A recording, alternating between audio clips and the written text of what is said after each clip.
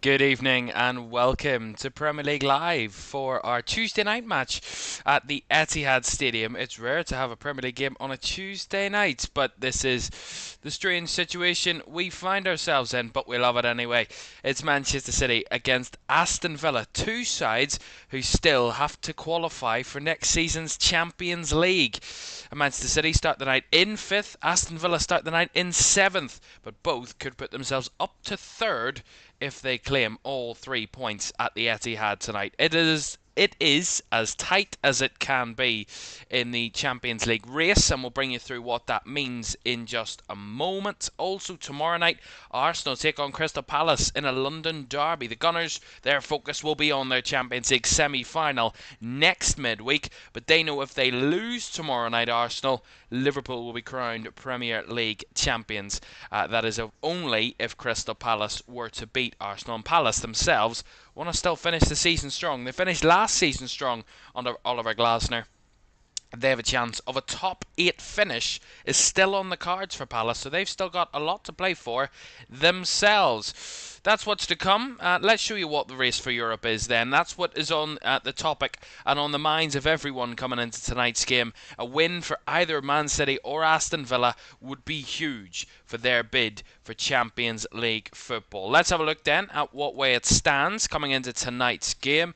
Nottingham Forest moved themselves up to 3rd after their 2-1 win away at Tottenham last night, so they are on 60 points. Newcastle on 59 points, Man City on 58, Chelsea on 57, and Aston Villa also on 57, but could move up into the top 5 with a win this evening. City would go up to 3rd with 3 points and a point ahead of Forest. With a game in hand, of course, with the rest around them. That's what's crucial as well. Both of these sides know they lose tonight, and they're really in a difficult place with Chelsea, Newcastle and Forest all playing at the weekends. So that's the way it looks. Let's show you what Opta have predicted. So before the weekend's results, before last weekend's action, this is the way they predicted Opta. Newcastle, out of the 5 teams, had the best chance of finishing in the top 5 with a 91.5% chance.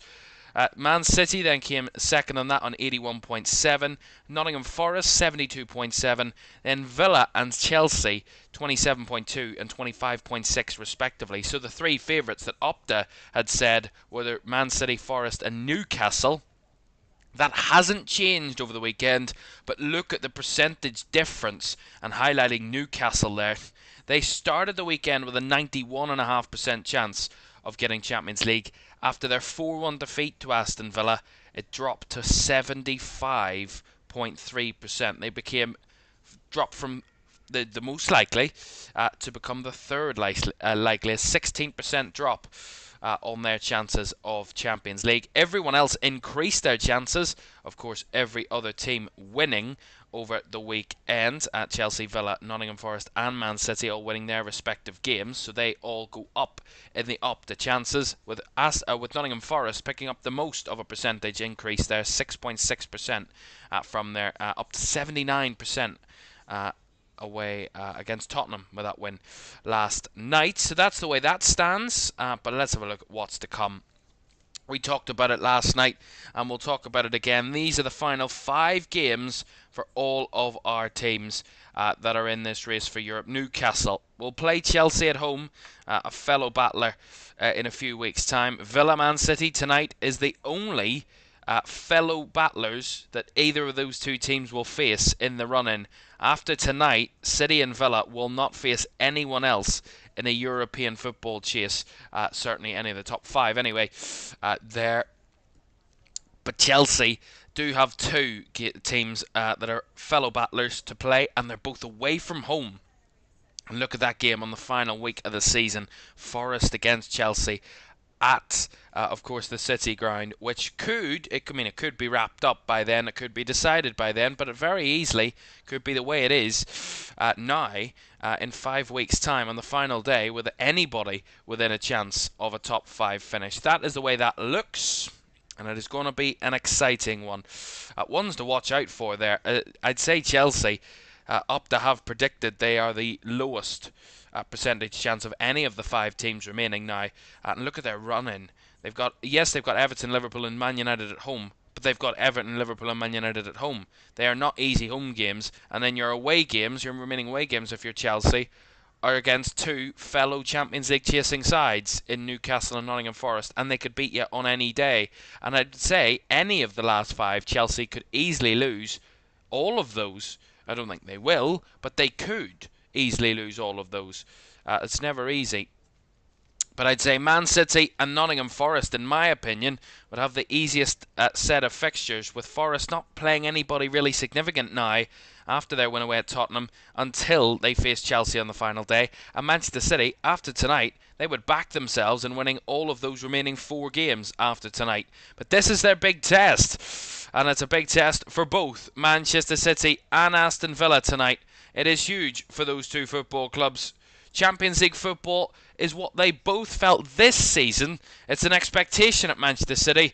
It's a belief and a new expectation at Aston Villa. They were knocked out of the quarter-finals of the competition just last week. They want to get back there and taste those European nights under the lights at Villa Park once again next season. Who out of these two teams will get there? Will they both get into the top 5? We'll very soon find out. Let's have a look at the two teams then for this one this evening, starting with the home side, Manchester City. No Edison tonight for City, so Stefan Ortega starts in goal. A back four of Mateus Nunes, Ruben Dias, Joško Vardiol and Nico O'Reilly, who again scored at the weekend away at Everton. In midfield is Mateo Kovacic and Ilkay Gundogan, with Kevin De Bruyne captaining the side in the 10. On the right wing is Bernardo Silva, on the left wing James McAtee, and leading the line Omar Marmoush, of course deputising for the injured Erling Haaland. Carson, Akanji Kusanov, Lewis, Grealish, Gonzalez, Savinho, Foden and Doku all on the bench for Pep Guardiola's side. For Aston Villa, they start with Emi Martinez, their captain, in goal. A back four of Matty Cash, Ezri Konsa, Pau Torres and Luca Digne in defence.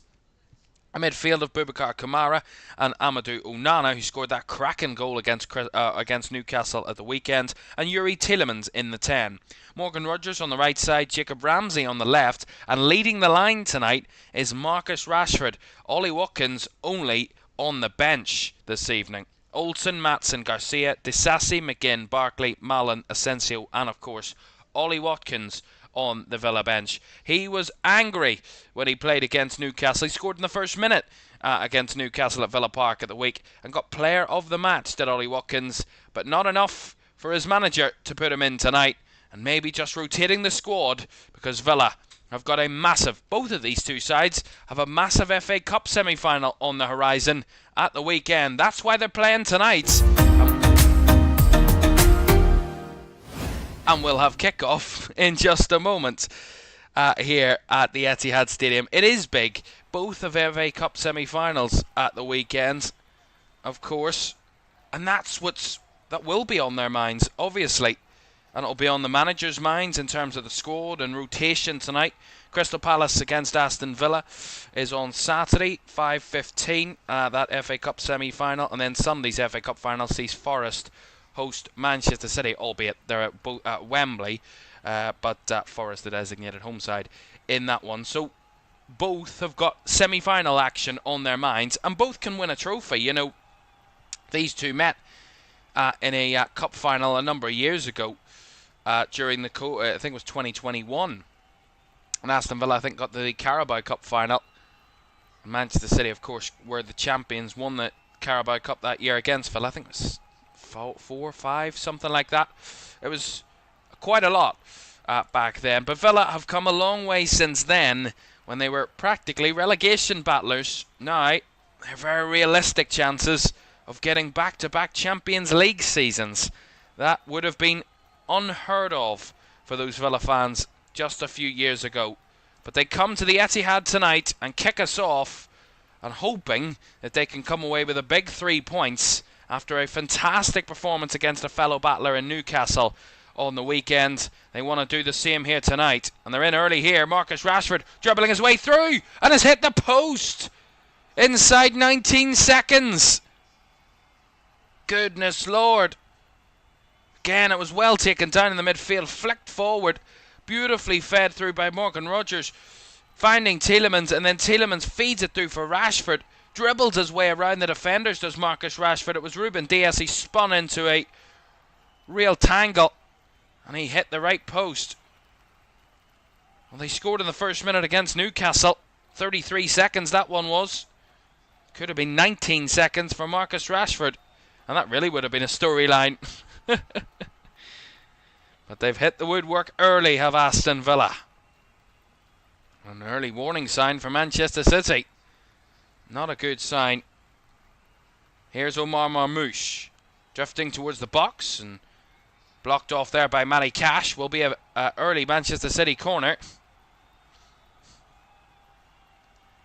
What a moment for Marcus Rashford. You know, he's only on loan at Aston Villa until the end of the season from Manchester United. But, you know, this is the next 4 or 5 months, or the last 3 months and the next 2 months or so, will be what will decide where he ends up next season.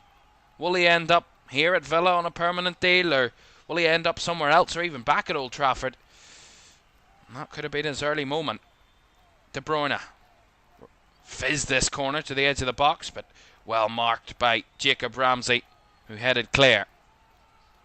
Tried to go for the sneaky one there, Manchester City, but the Villa man was well alert. Clearly something that Aston Villa had worked on, defending the set pieces. Here's De Bruyne, whips across in. Too much on it, and it will bobble out for a throw in to Aston Villa on the far side. Of course, two men that have made a couple of headlines this week. Of course, Marcus Rashford coming into the side tonight is a headline, in the fact that Ollie Watkins was the man of the match on Saturday. And just 3 days later, it's Marcus Rashford who has a chance inside 15 to 19 seconds. What an opportunity. And then, of course, Kevin De Bruyne made it known and spoke very openly about this being his possible last season at Manchester City. He said it would be in a statement a week or two ago, but he's kind of, I don't know whether he's not closed the door completely on the future here at the Etihad, and probably feels like he could do more and could at least put in another season, if not more, here at Manchester City. But he made it clear it wasn't his decision that he wanted to finish at Man City this season. It was the club's decision that he was going to have his final campaign here. He didn't want to, of course, hand him a new contract. Of course, Kevin De Bruyne, his contract does expire at the end of June. Clearly making it out that the club didn't want to give him a new contract for the 33-year-old. And then on his day, you know, he was, for the last 10 years, he's been the best midfielder in the Premier League, in my opinion. He's been absolutely exceptional. So much creativity from Kevin De Bruyne, so much precision. To lose him for Manchester City, it will be a massive blow, albeit he's been had injury problems and issues this season, but he still delivers everything every single time he's on the field. As Villa come forward, Tielemans trying to battle for the ball in the box there. Ramsey trying to make it a little bit of a scramble. As the ball's eventually hooked away by City. Not a confident start from the home side though. Despite that early corner, Villa have looked more competent, looked more sharp. Of course, both sides did play on Saturday. Man City, a 3 o'clock kickoff away at Everton. And Villa, of course, at home to Newcastle on a 5:30 kickoff. So minimal difference in terms of recovery times for either of the two teams.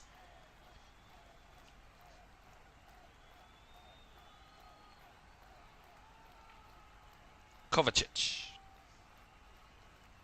to Ruben Dias,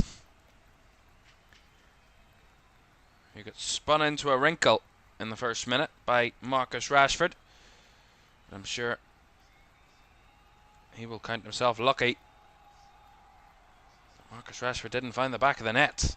Here's O'Reilly, who did find the net on Saturday against Everton. He's come into the side, Nico O'Reilly, and offered his services quite exceptionally, showing off his abilities and his importance now to the Manchester City team. Picking up a couple of goals and a couple of assists in his recent appearances for the youngster. course, O'Reilly, maybe more the FA Cup was where he's shown his quality. Those FA Cup ties against Bournemouth and against Plymouth. He was involved in 4 of the 5 goals that Man City scored in those 2 FA Cup ties. He's assisted to both of them against Bournemouth and scored 2 against Plymouth. And then, of course, got back-to-back Premier League goals. Home against Palace and then away at Everton in recent games. Here's Ruben Dias. Breaking a bit further forward. Down to the right-hand side it goes to Nunez. Back to Ruben Dias. Man City just taking a little bit of control with the possession now, as we would expect.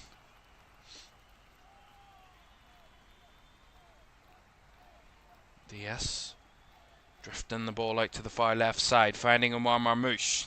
Taking on Cash, gets to the byline, cuts it back, and the shot! But it's bundled in! It was initially saved by Emi Martinez, but he couldn't keep it out of his net. And Bernardo Silva gives Manchester City the lead inside 7 minutes. Villa scored early against Newcastle on Saturday, and now they're the victims of their own incredible pace and quality here this evening. Again, it's great work. Lovely switch ball by Ruben Dias out to the left-hand side.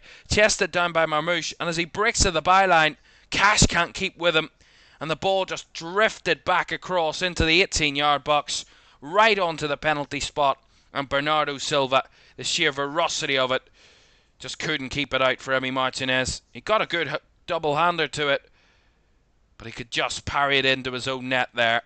Great from Marmoush, drifting off the left and just opening that space in the box for Bernardo Silva. That's great for Manchester City. But for Aston Villa, it just looked a little bit too easy.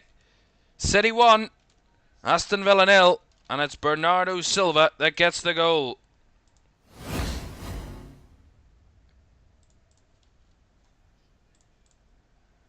Well, that's the perfect start for Manchester City. An early goal will unsettle Villa after Villa had actually started the better of the two teams. Had a little bit better of the possession, a little bit better of the threat. And if City, of course, were to win tonight, they would jump up to 3rd. As it stands, they would be going 3rd on 61 points.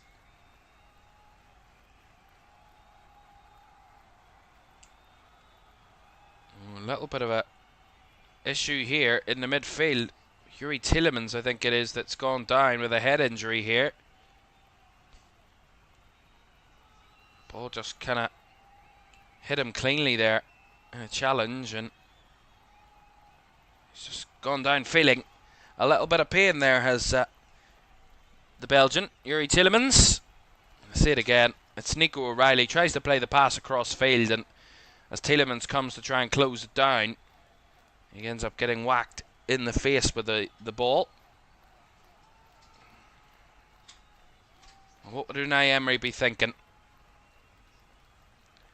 The goal wasn't particularly exceptional, perfect. You know, we talk about City and the tiki-taka football and the kind of intricate passing, and they pass you to death, but it just looked like simple. I mean, a switch ball out to the left-hand side, a one-on-one run to the byline, and then a cutback for a man free in the box. I mean, it's great for Manchester City. Of course, it's what they would have wanted, but from Villa's point of view defensively, it just looked a little bit simple. And then the goalkeeper, I mean, it's not the most powerful shot from Bernardo Silva. It's not unsavable. Emi Martinez doesn't cover himself in glory. Long ball over the top there for City, down the left side by Vardiol, but Marmoush couldn't keep it in play. That time Matty Cash just about did enough.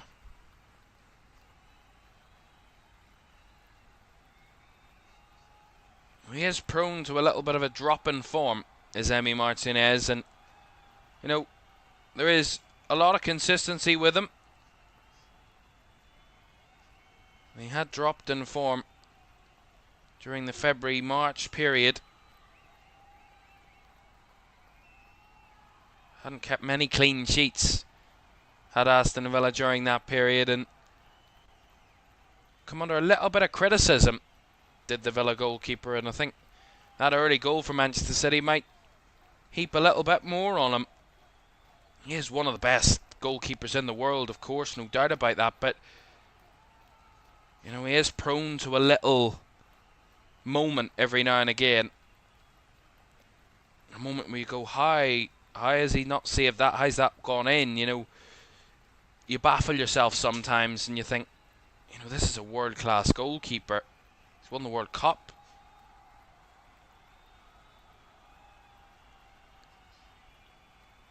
It's not all down to him. I'm not completely blaming him, but it was poor defensively from Villa. Here come Man City down the right-hand side again. McAtee. Inside to Nunez. Now De Bruyne flicks it over the top.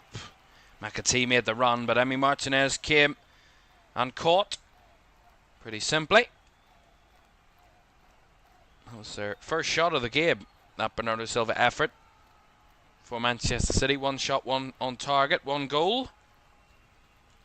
And Villa, funnily enough, have actually had more touches in the opposition's box than Man City so far. And they could have easily been ahead themselves. Let's not forget, inside 19 seconds. I think Villa might become the new Brentford. Remember at the start of the season, Brentford went 3 or 4 games in a row where they scored in the first minute. I think Villa have found a way of trying to conjure that up. In a sense, they scored in the first minute at the weekend. They almost scored in the first minute here. That's Brentford-like territory, that, from a number of months ago. Throw in down the left side here for Villa. Tielemans trying to kick the ball over the top.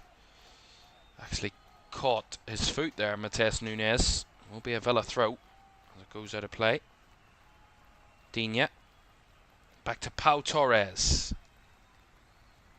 Now Martinez. Konsa. Caught on the ball here. Back to O'Reilly it goes. Now Marmouche. Inside it comes to Kovacic. Back to Bernardo Silva. Nunes. Silva. Goes back across to Vardiol. That wasn't a confident moment for Ezri Konsa at all. Villa playing out from the back there, but Konsa just got the ball nicked off him by Omar Marmouche far too easily. This has got City the possession back from a fairly comfortable area from Aston Villa. Just looked a little bit nervous there, did the Villa centre back. Gundogan. Vardiol. Nice ball down the right side for Nunes. Stepping inside, running into the traffic of Jacob Ramsey, and now Rashford's got his afterburners on. He's speeding down that left-hand side, and he's chopped it inside to Jacob Ramsey, who goes down. But Ruben Dias holds his hands up, saying he got nothing in that, and the referee agrees. Jacob Ramsey, I think, didn't have too much complaining to do there. Craig Pawson, our referee there. I have to see the replay, but it looked to me like a decent challenge by Ruben Dias. Didn't look like there was too much contact there. Our VAR this evening. Be nice to know. Oh, they're actually going to stop this. And VAR John Brooks is going to call the referee Craig Pawson to the screen. Now, I haven't seen a replay of the incident yet. On first glance, I didn't think there was much contact, but I've got to see it again. The referee's going to have another look. VAR are going to check this. So the referee's going to come over and look at the screen. Ooh. I mean, Ramsey does break past Diaz, and I think he tries to get out of the way, but his right knee just collides into Ramsey, which puts him down. Is that enough for a penalty? I don't think so, in my opinion. I mean, I would love it for the drama and the excitement of the game, but not at the extent of making a silly decision. But the referee has said penalty. He overturns his original decision and does think that Ruben Diaz's contact on Jacob Ramsey was enough to bring the Villa man down. It's a knock of the right knee right into the backside of Jacob Ramsey, and that's what brings him down. He was off balance himself, and just not for me. I don't think there's enough contact, and they've shown it. They've shown it on the screen now inside the stadium, which I don't think is a smart thing for them to do. I don't think they're allowed to do that. I think the rules state they shouldn't show controversial replays inside the stadium. Well, Pep Guardiola's been incensed, Ruben Diaz has been incensed because they've all seen the replay on the monitor. And they're big monitors inside the Etihad. And I agree with them. I don't think it's a penalty. But Craig Pawson's made his decision. He points to the spot. And Rashford, who's hit the woodwork already tonight, will have the chance to make up for that missed chance and get Villa back on terms here. He's missed 2 of his 10 Premier League penalties, 8 scored. Rashford to step up against Manchester City and Stefan Ortega. Rashford taking his time. Here comes the run-up. Marcus Rashford scores! Bottom right corner. Keeper dived the wrong way. Rashford rolls it into the empty side of the nets. And Aston Villa have a leveller. And Manchester City, in my opinion, rightfully angry about the decision. But nonetheless, that was the referee's view. Rightly or wrongfully. And Manchester City have a lead no more. Marcus Rashford, who missed the shot inside 19 seconds, has given Villa the leveller after 18 minutes. City 1, Aston Villa 1. And that's a composed penalty for Marcus Rashford. Cold as ice. And arguably, I can see... Look, I don't think it's a penalty, but I can also see why the referee has maybe changed his mind. Maybe didn't spot that initial contact in his mind, and, well, of course, we will certainly be getting an explanation from the Premier League very soon in the PGMOL, I'm sure, but... Oh, they might want to get back in front quickly here. I mean, Martinez making a stop there, and he had to.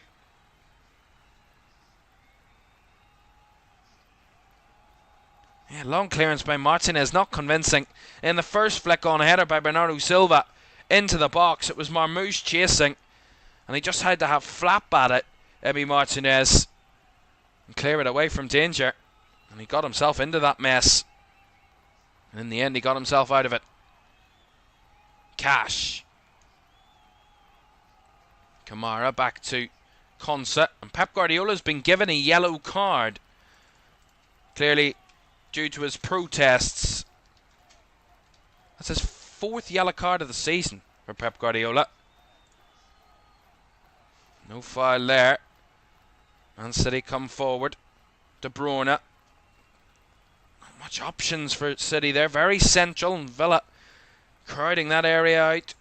Not that many wide options at the moment. Welcome in, Daniel. Great to have you with us. Great to have everybody with us for this one tonight. It's huge in the battle for Europe, in the battle for the Champions League. City 1, Villa 1. Remember, Villa will only get into the top 5 tonight with a win. A draw or a City win would see them very much stay in the top 5. But Villa, if they draw tonight, would go up to 6th. But of course, remember, this is City and Villa's 34th game. Forest, Newcastle and Chelsea all have only played 33. They all don't play their 34th games until the weekend, due to the fact that, of course, There was all the FA Cup semi-finals. Interestingly enough, Nottingham Forest actually don't play their 34th game until next Thursday evening, the 1st of May, due to their FA Cup semi-finals. So a lot of rejigging going on around the place.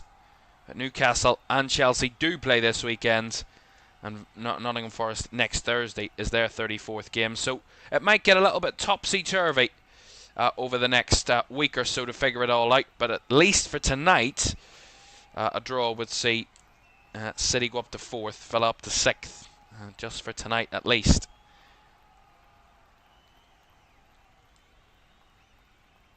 "21 minutes gone. It's been a lively start at the Etihad. Zemus League says, who do you think's going to win? At the minute, I have got no idea. I think if City started well, got their opening goal, and I thought they were just going to kick on from there, but they didn't really take control of it. Villa responded nicely, got a good break on, and then of course won a penalty, controversially, obviously. Well, they've got themselves back level, so I mean, it could go either way. It's about how both sides react now. You know, Villa reacted well to going behind, despite obviously getting a little bit of fortune with a penalty being given, but that's the decision. You move on, you refocus, and go again. It's about how both sides react to this scoreline now. Do Villa take it in their grasp and go, we've been given an opportunity, let's take it and let's get back into this game and take the lead? Or how do Manchester City react? Do their heads drop after conceding a controversial decision? Or do they bounce back and go, we're ready to go back and get in front again? So we'll wait and see what comes of that. Lovely ball into the box. De Bruyne's header. Not much power on that one. More of a glancing header from Kevin De Bruyne. Yeah, it was a good delivery by Marmoush. Lifted it. De Bruyne got in front of Pau Torres. And a nice little glancing header. If he got any power on it, it would have been threatening, but easily caught by Emi Martinez. Dennis says, how do you support Aston Villa? No, I do not. I'm a Liverpool supporter.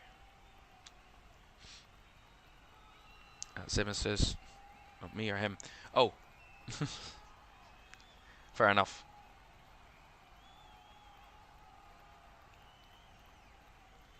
Wasn't too sure about that one. Throw in here for Mateus Nunes. Manchester City down the right side. McAtee trying to sneak his little run there in behind, but well marshalled by Pau Torres.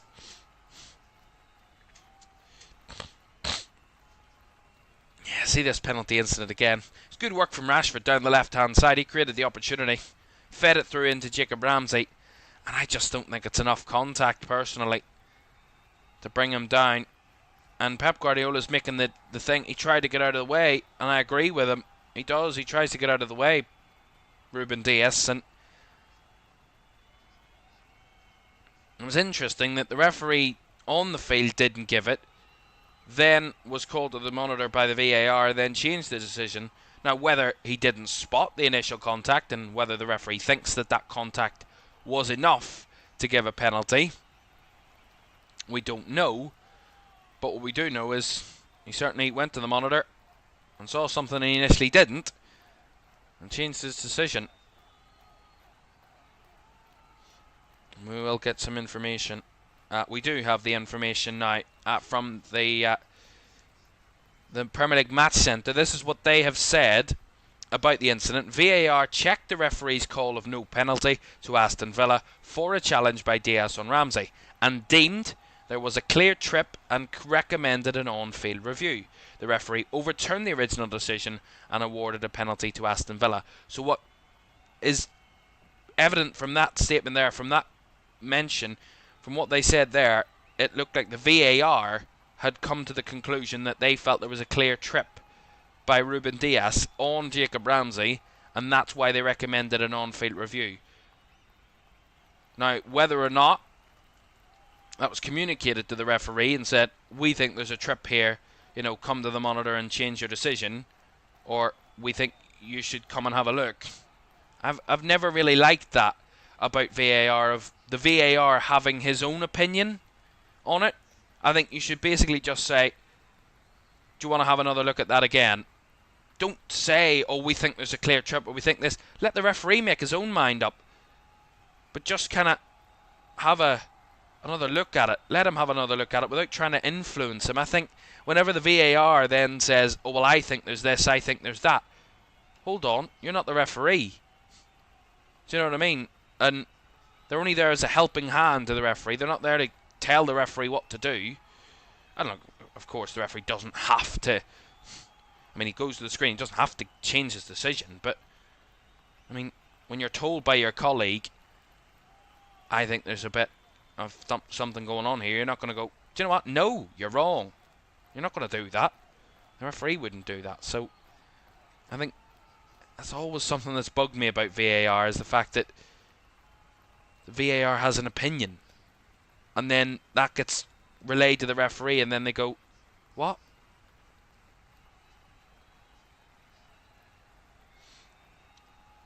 I am so sorry, I cannot pronounce this name. Kethavarapu? It says, I bet on Manchester, do you think it will win? Well, Manchester City do have a good home record, you know, especially against Aston Villa. They have a very good home record against Aston Villa. And the last time Villa got anything out of a trip to the Etihad was all the way back in April 2007 when they won 2-0 here. Man City have won every Premier League meeting since, and that equates to 14 games in a row they've won at home against Aston Villa in the Premier League. So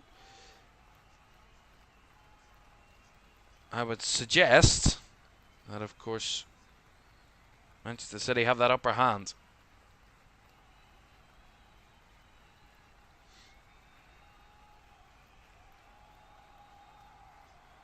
Well, I don't know what's going on there with Bernardo Silva.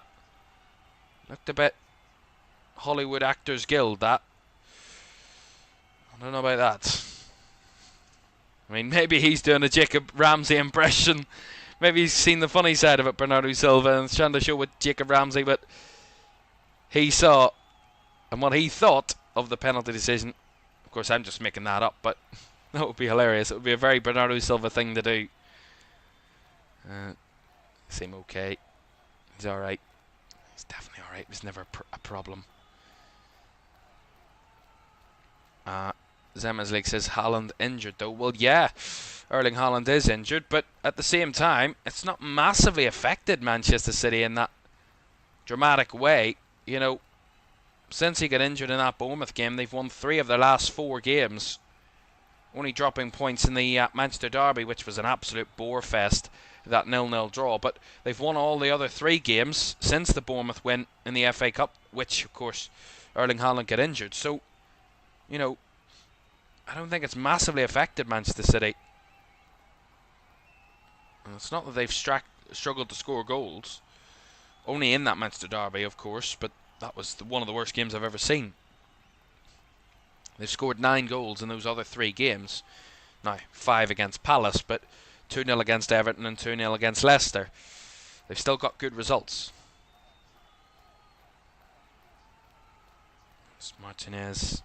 I don't know what, he was playing mind games there or something. Slowing the game down. Here's Torres, lovely through ball. Laid off well by Rashford. And now Kamara. Swinging out to the left-hand side. Digne with the overlap and run. Closed out well there by McAtee, dropping back. Will be a Villa throw down the left side. Kathavarapu says, do you think the absence of Haaland makes the Manchester City weaker?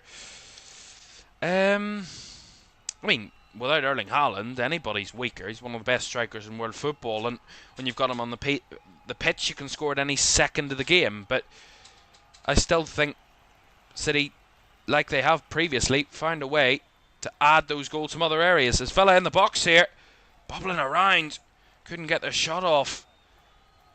Digne. Ramsey seen out well there by De Bruyne, but it will be another Villa throw. It's a long throw there from Villa, and it wasn't particularly convincingly cleared by Man City. Took them a good 10 seconds to get it away from danger.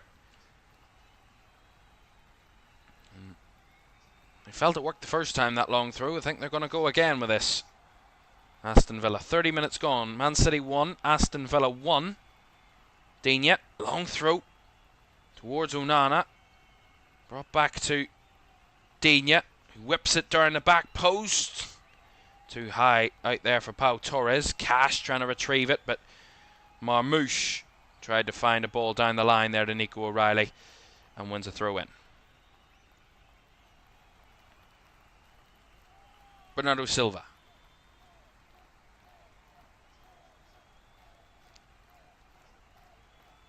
Forced into James McAtee, who controls it well. Under pressure a little bit. Of course, interesting selections from Pep Guardiola tonight. James McAtee coming into the side, 22-year-old. Was on the bench against Everton at the weekend. Did score against Crystal Palace in the 5-2 win here in their last Premier League home game. It actually started the last 2 home games at the Etihad for Manchester City.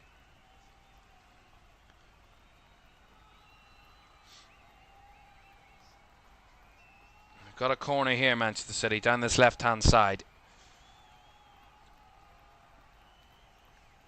Lots of bodies in the box. Let's see what they can do from this set piece. De Bruyne to deliver.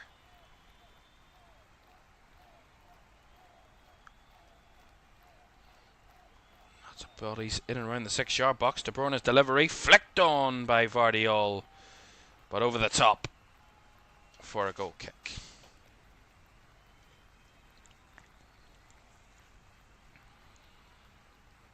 It was poor marking there at the front post by Villa. It was Onana that didn't jump, and Vardiol got a free header on it. And for a man of his quality, especially in front of the goal recently, you would expect him to do a little bit better there, Joško Vardiol. Cash. Back it goes to Konsa, and across now to Emi Martinez in his own box.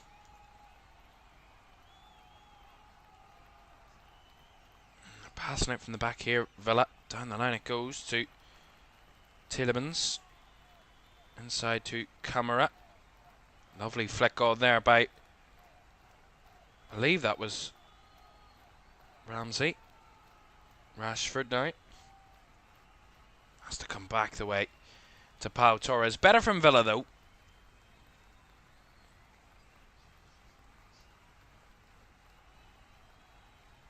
I've got to say, it was a nice, good atmosphere at the Etihad at the start of this game.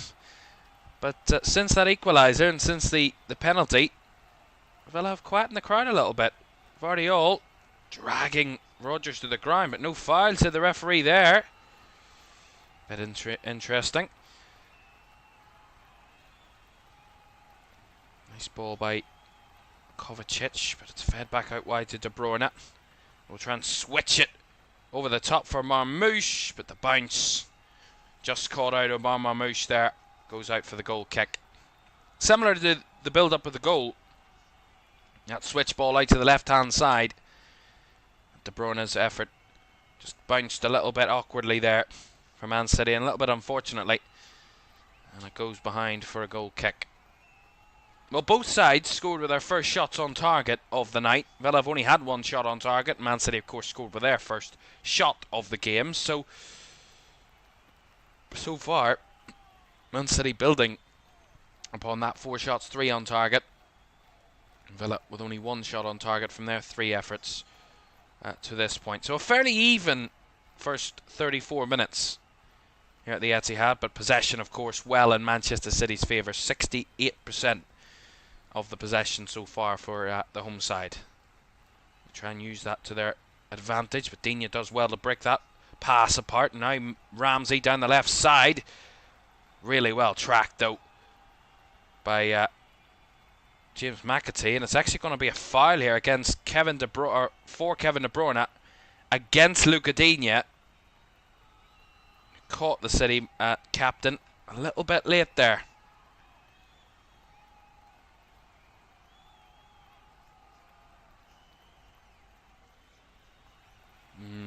A little bit late there from the Frenchman. I'm not going to comment on that chat there. I'm not giving out financial advice. If you're talking to the chat, fair enough, but not for me. I'm not here to give financial advice. I've not got...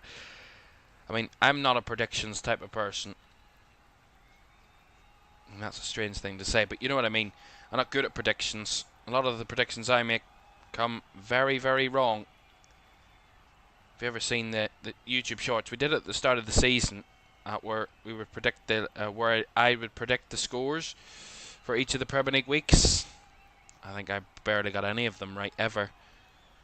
Nico O'Reilly's cross headed over the bar by Omar Marmoush. I'll stick to what I'm good at, is what I'm saying.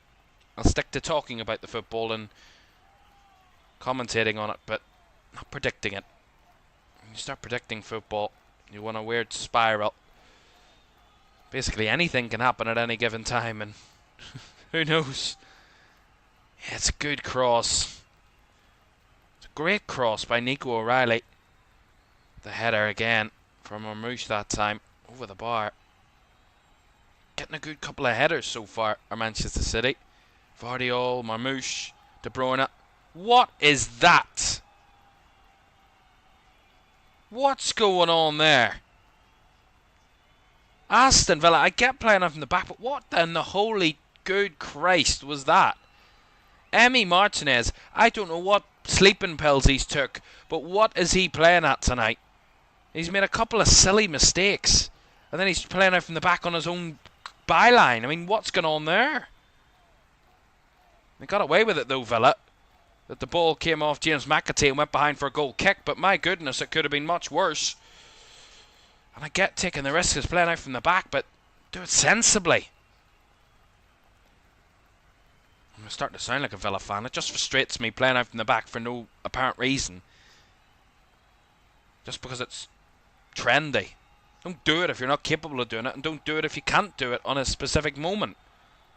Don't force yourself to make mistakes just because you want to be on trend. Thanks for the support. Kathavarapu. It's a great name. Sorry if I'm mispronouncing it, but it sounds like a great name. Zema says, are you still streaming after half-time? Yeah, the whole match. We've got the whole match. At half-time, we're going to look ahead to what's coming up at the weekend. We'll also look ahead to tomorrow night, what can happen. Can Liverpool win the title? And we'll also talk a little bit about the Champions League places. What in the holy Jesus? Emi Martinez, is he playing Among Us or something? Is he an imposter tonight? What's going on here? I mean, he kicked it right at Kevin De Bruyne. Again, they got away with it, Villa, but he's having a bit of fun there, Emi Martinez. Lovely ball over the top. Here's Rashford in behind. He tries to chip Ortega. He doesn't get the connection right on it. And Ortega got the grab, but that was nice from Rashford in behind. That's where he's threatening. You get him on the last line of defence and get him making runs in behind. That's where he can cause problems. He almost got a way through there for Villa.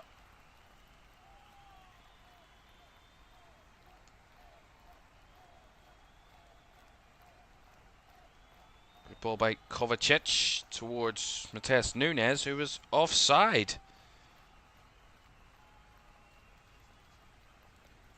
Yeah, look at this run from Rashford again. Perfectly timed. Lovely ball by Digne over the top. Right in behind for him, and he just tries to dink the goalkeeper, but doesn't get any sort of clean contact on it after the first touch, and just can't force it around him. He's looking an opportunity. He's looking a real threat, though, as Marcus Rashford. Obviously already scored and then hit the post as well. And that run in behind. Here they go again in behind, but this one well covered off by Ruben Dias.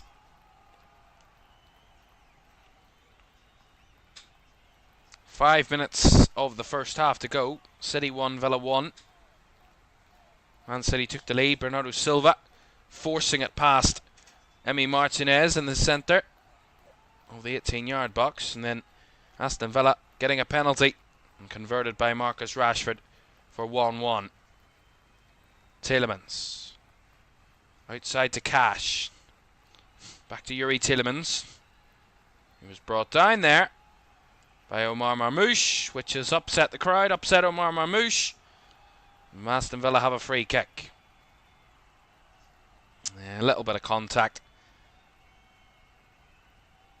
He tries to win the ball there. Marmoush kind of clips Yuri Tielemans. Again, there's not major contact. The referee deems it a foul. A free kick for Aston Villa here on this right-hand side. Gotta say, I don't know whether they've gone for an early half-time snack, these Man City fans, but there's a lot of empty seats. And that's not me trying to be funny. I'm genuinely being serious. Maybe they didn't fancy it a Tuesday night under the lights for Champions League football. I mean, goodness me, that's dreadful to look at. Free kick for Aston Villa then. It's Rashford that's over it on the far right side. He's going to whip it in. Headed away at the near post by Ilkay Gundogan. And City want to break away here with Marmoush. He's got McAtee bursting away ahead of him. He's got other options too, but was eased to the ground by the Aston Villa man. And now Villa on the move themselves. Feeling a little bit frustrated, City, that they feel they're not getting the decisions by the referee here. Here's Ramsey, right hand side. Kamara now. Back to Ramsey.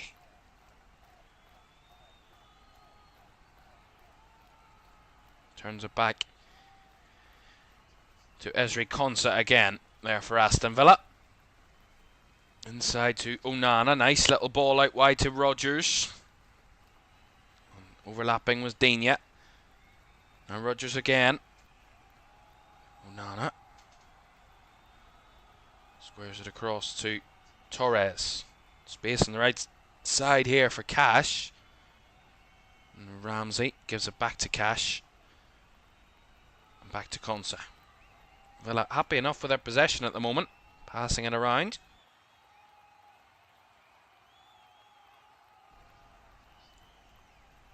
Not in a major hurry are the visitors. Nice ball into Tielemans. That was better. Rashford laid it off well and Tielemans feeds it down the left side here for Digne. Villa on the move here. Digne rolls it round the outside to Rodgers. He tries the cross. Well blocked by Ruben Dias. Out for the Aston Villa corner. The first of the game for Villa. Corner in the left hand side here. As Rashford gets ready to come over and take it. He gets a wonderful reception from the home fans. Of course, the on loan from Manchester United is Marcus Rashford, and he's scored an absolute screamer here for Manchester United in the derby. A number, not last season, I think it was, an absolute unbelievable goal. He ended up losing that game, but scored a cracker himself. He's over to take this corner. Whipped into the box, the header! Bouncing off somebody in there and cleared away by Manchester City. Well, that looked like a clean header. And I think they're going to be given a foul against James McAtee here. Free kick for Manchester City. See this again. Great delivery by Rashford. And the header by Onana. I think it just come right off the head of Nico O'Reilly. Was it going wide? It was going well wide from Amadou Onana. But Nico O'Reilly took it flush in the face. And in the end, he's okay, Nico O'Reilly, but certainly was a little bit of a shocker to the system for him. A reminder for you, tomorrow night, it's a London derby at the Emirates. Arsenal take on Crystal Palace. Palace still a bit of Europe to chase for. Top 8 could be enough for Europe. Only 5 points off 8th place. So they're still within a shout. If they win tomorrow night, though, it's a much bigger task and a much bigger outcome. Liverpool would be crowned champions. If Crystal Palace win away at Arsenal tomorrow, Arsenal, their focus will surely be on the Champions League semi-finals that will take place in around about a week's time. And they take on PSG. But that's tomorrow night for the Gunners. We will have a free weekend, of course. The only reason their game is being played tomorrow night is due to the fact that Crystal Palace have an FA Cup semi-final. Arsenal will have a free weekend to get ready for that PSG game next week. 4 added minutes at the end of this first half then here at the Etihad. City 1, Villa 1. Bernardo Silva and Marcus Rashford, the scorers. Ramsey. Onana. Nice little ball through to Tielemans.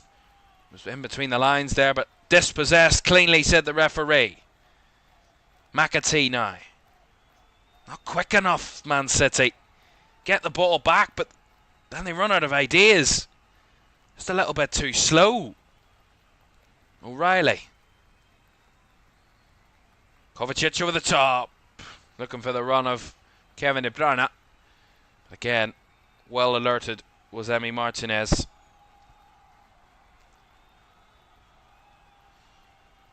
Now Aston Villa aren't in a hurry, but whenever City won the ball back there with Ruben Dias, they just didn't take the advantage that they would have had by upping the tempo, upping the pace of the game. They just slowed it right back down again. There was just no options, no space, no openings for City to try and penetrate. They just stifled themselves, really, allowing Villa back into shape. Cash under a bit of pressure there from O'Reilly. Played it out well. Went down there, did Morgan Rogers, but wasn't even claiming for a foul himself. As Bernardo Silva's dispossessed centrally there by Camara. But Villa, no options. They give it away again. Kovacic. Bernardo Silva. Swung out wide now to Nunes. Inside to McAtee, who will whip it towards the box. But too far away from Marmoush. Goal kick. A little bit better for Manchester City, but again, just not quick enough with it. And we know they're not that lightning fast team, but you know, if Villa are going to not come at you and not going to give you opportunity to find space when they're settled in out of possession, and you've got to up the tempo, get them out of position, get them out of their natural set shape. And that the best time to do that is in transition, when they are out of position. But when City get in those transition moments, they're just not quick enough. There's just not enough options as well for them to keep the ball moving at pace. And you know, with their record this season of not being able to break, really hard to break down sides, you know, very rigid, very solid, very disciplined defensive sides. The record this season against them hasn't been great for Manchester City. Just haven't had that extra added layer of creativity to break it down, and you've got the chance to. They're just not showing enough of it. That's a mistake again by Emi Martinez. Someone's got to have a word with him at half time. He's played Villa into bad positions about 4 or 5 times in this first half, and certainly doesn't breed confidence. Ramsey finds it out wide to Cash. Look at the space. Cash is on his bike here. Matty Cash. It's like Sonic the Hedgehog bursting down the right side. Half clearance there from City from the cross. Rashford bouncing off a challenge. Goes down. Not going to get the foul. Kovacic. Nice space for City. Again, Marmoush turns back with it. And I think he's going to get the free kick here. But he turned back, and it's going to be half time actually. There's just nothing there. Well, there's the half-time whistle. And after 19 seconds, it looked like Villa were going to take the lead when Marcus Rashford hit the post. But it was Bernardo Silva that would find the first goal, with a sheer ferocity taking it past Emi Martinez, who has been well below his average level this first half. But it was no sooner won than it was 1-1 when Marcus Rashford did find the net, this time from the penalty spot, to level things up. That's the way we stand at the break. It's Man City 1, Aston Villa 1. And we'll analyse that first half when we come back.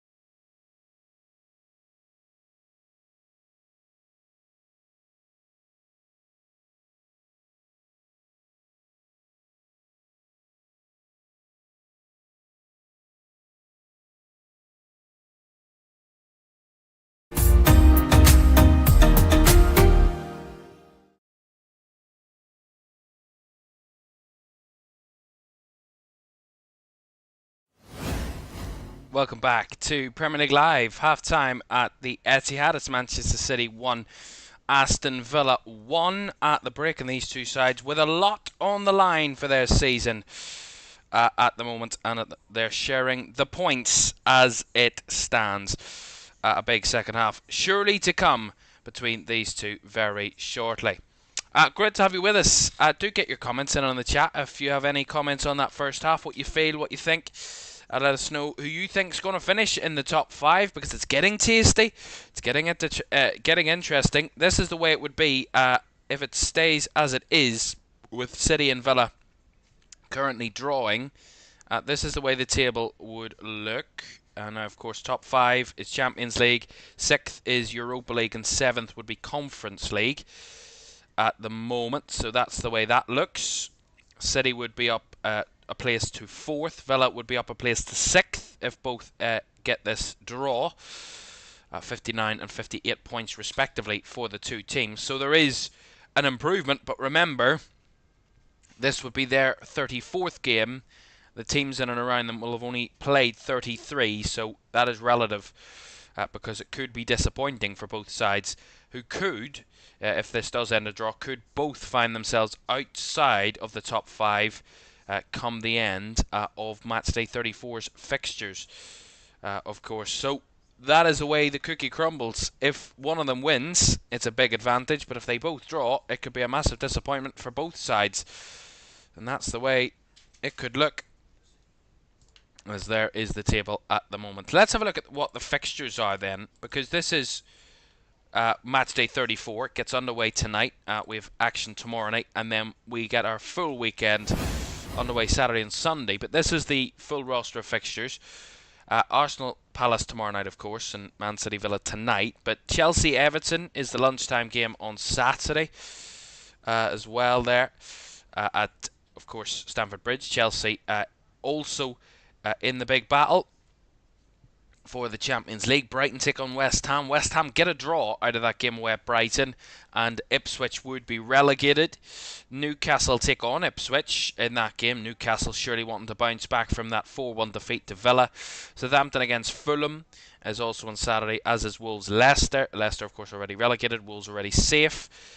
Bournemouth's Man United is 2 o'clock on Sunday. That's a big game. Very intriguing. Bournemouth still have European hopes alive. Now, of course, 8th could be Europe, depending on what happens this season. That's a very realistic possibility. But we will see. Man United, certainly Europe is not on their mind in terms of qualifying for Europe. But certainly playing in the Europa League next Thursday will be on their minds come Sunday. And then Liverpool take on Tottenham 4:30 on Sunday. If Arsenal win or draw against Palace tomorrow night, then Liverpool will have the chance to win the league on Sunday with a win or a draw against Tottenham. As long as Liverpool match Arsenal's result, this week, they will be champions. And of course, if Arsenal lose, Liverpool will be champions tomorrow night. And then Nottingham Forest take on Brentford. That's on the 1st of May, which is next Thursday. That game will take place. So a few topsy-turvy fixtures that we're not used to. Tuesday, Wednesday and Thursday nights, but it makes it more intriguing, and we won't know the full extent to what after Matchday 34 looks like until at least next Thursday when Forest play Brentford, because Forest of course are in the battle for those European places, and of course played last night beating Spurs by 2-1 eventually. Spurs had that late goal from Richarlison, but it wasn't enough for them to claim anything out of that game for Ange Postecoglou's team. And quickly, we'll just have a chat on the Premier League then before we get for that second half. And I want to analyse the first half in a moment as well. But over the season, you know, Spurs and Man United have had torrid seasons, absolutely torrid seasons. And their only hopes are Europe.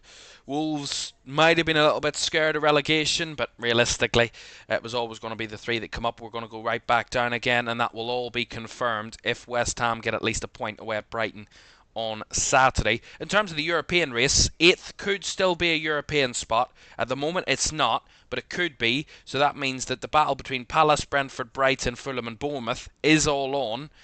Because there is only 5 points that separate those 5 teams heading into the final 5 games of the season. It's all the 5s there at the moment. Bournemouth currently occupy 8th on 49 points, Fulham on 48, Brighton on 48, Brentford on 46 and Palace on 44. But that could be crucial for Palace because they head to Arsenal tomorrow night, and they could jump up a couple of places and a couple of good points on the board for them if they want to make an outside push for Europe. Bournemouth, of course, have already broke their Premier League points record after their draw away at Palace on Saturday. 49 points they're now on. Their highest before that was, of course, 48, which they got last season, did Bournemouth. So they're on back-to-back record-breaking seasons in terms of their points. Last season they finished 12th with 48 points. They're on 49 points after 33 games in 8th. So they could, Bournemouth, end the season on 64 points if they win their remaining 5 games, which would be incredible. Last season, 65 points would have got them a top 6 finish. But this season, a little bit more difficult, you would have to say, for 65 to be anywhere higher than 7th or 8th at that rate. There we are. Right, that's the way the Premier League looks at the moment. And it's set up for a very exciting end to the season, the final 5 weeks of the season. You can watch them all, and we'll have key games and key exciting games here on LFS, and we'll bring you up to date with what that means in May, because we've got so much to bring you. If they analyse that first half between City and Villa, 1-1 at half-time, of course, Manchester City started a little bit sloppily. Of course, that chance inside 19 seconds for Marcus Rashford. That could have given Villa the opening goal, but obviously it didn't in the end, and ultimately they went behind a little bit easily when Man City took the lead through Bernardo Silva. Poor goalkeeping for Emi Martinez. I don't know what he's been on all night. He's not been great. Emi Martinez all evening. But then you go and you have a look and say, well, Villa got back into the game. They responded well. Obviously, responded well. They got a penalty. But you have to take that penalty. Marcus Rashford did. Already has a good record at an 80% success rate from penalties. 8 out of 10 Premier League penalties converted. It's now 9 out of 11. 9 out of 11 for Marcus Rashford. After hitting the post in the first minute, it was good for him to get that equalising goal. And obviously the controversy that he's in for Ollie Watkins tonight from Ollie Watkins' incredible performance against Newcastle at the weekend. So he's certainly living up to the expectation his manager has put on him. At the moment, Marcus Rashford, and he's got Villa level. But the game kind of ebbed and flowed, and I don't think there's either side would be too disappointed with a half-time 1-1. I think City were a bit peeved off that the penalty was given against them, but again, I would say probably rightfully so that they would be peeved. I didn't think it was a penalty. Not enough contact for me from Ruben Dias on Jacob Ramsey, and I wish I could show you, but I can't, of course. Show you video. I could have shown you the still shot, but you don't really get the full context of that moment on a still image. But if you can replay it and have a look at it yourself on social media, Do give me your comments. Do give me your feelings on whether you thought it was a penalty or not. Or if you're watching the game, do let me know if you think it was a penalty or not in the chat. But for me, I didn't think it was enough contact. And they got a bit fortunate, Villa. But then fortune, it kind of balances itself out. They've given a fortunate penalty, but they were unfortunate not to take the lead inside 19 seconds. So kind of swings and roundabouts, as they say. Right, big second half to come, though, for these two teams, because a win is probably a must. A draw would not benefit either of those two teams, as I said, with the other three sides in this Champions League battle all not playing until at least the weekend, and we'll all have a chance, as it stands, to all finish inside the top 5 come the end of Matchday 34 if Villa and Man City both draw. We'll see what way it turns out, but a big second half on the cards. And do join us for that second half in just a moment. Do stay with us.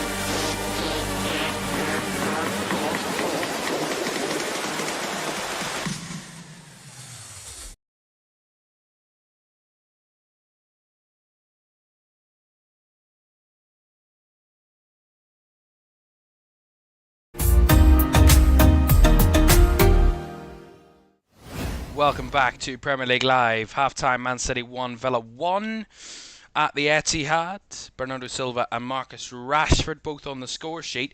Don't forget, though, we have more Premier League action for you tomorrow night as a London derby at the Emirates takes place.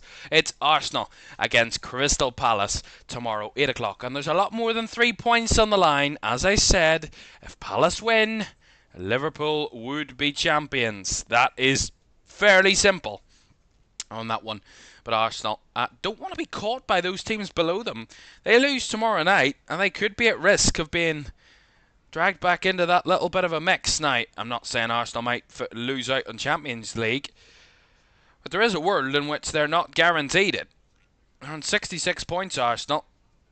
Forest on 60. If Arsenal lose and Forest win, that would be 66 to 63, and it would be far from over. But I'm kind of trying to make it as exciting for tomorrow night as possible. But the anticipation that Liverpool could be champions with a Palace win is, I'm sure, more than anticipation enough. As Pep Guardiola, as always, out early, sitting on the bench, having a little drink of water, and mulling over what he can do to get his side winning this game of football by the end of the final whistle.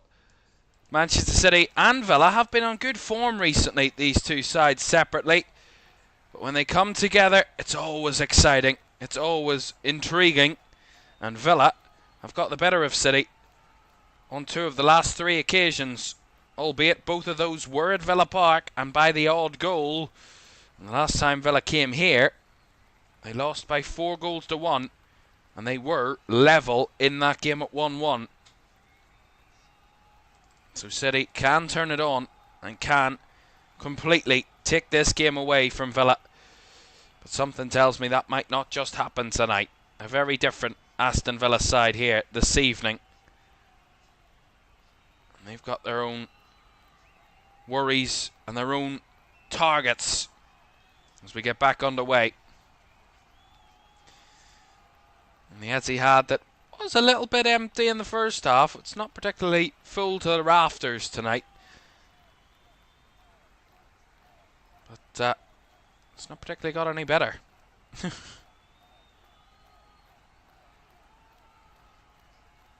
There's a big game in Spain tonight as well, La Liga. Barcelona, of course, one of our other Champions League semi-finalists, of course, leading the way in the La Liga title race. They're drawing at home to Mallorca at the moment, 0-0. They're only into the first half of that one, though.